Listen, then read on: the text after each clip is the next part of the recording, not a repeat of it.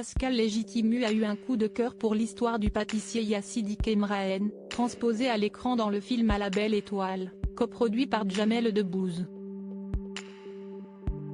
Le célèbre inconnu y joue le rôle du propriétaire d'un palace à Monaco qui laisse une chance à un jeune et talentueux homme qui a grandi dans un cadre vraiment difficile.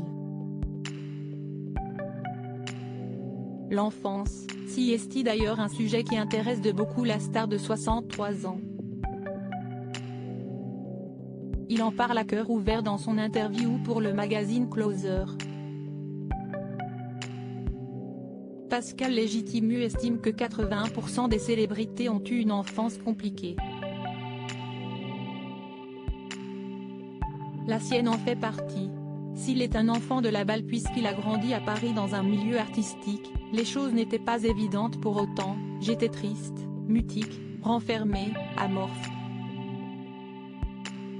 Seuls les artistes, comme mon père, comédien, et mon cousin, Laurent Voulzy, me semblaient heureux.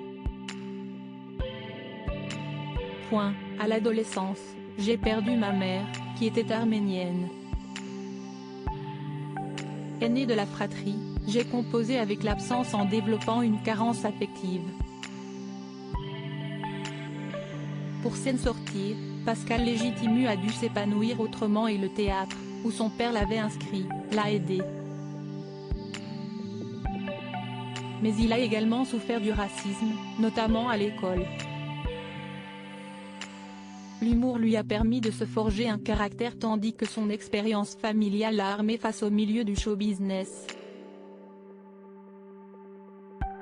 De nature solitaire et discret, il est loin d'être le comique de service une fois que les caméras sont éteintes, je n'ai rien à prouver, je laisse la place aux autres.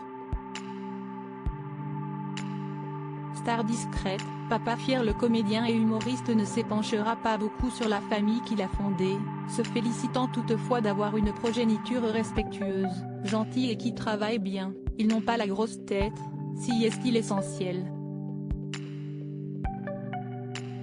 Pour le reste, il préserve son intimité, lui qui partage sa vie avec Adriana Santini, fille de Pierre Santini et directrice du Théâtre Marigny, depuis plusieurs années désormais.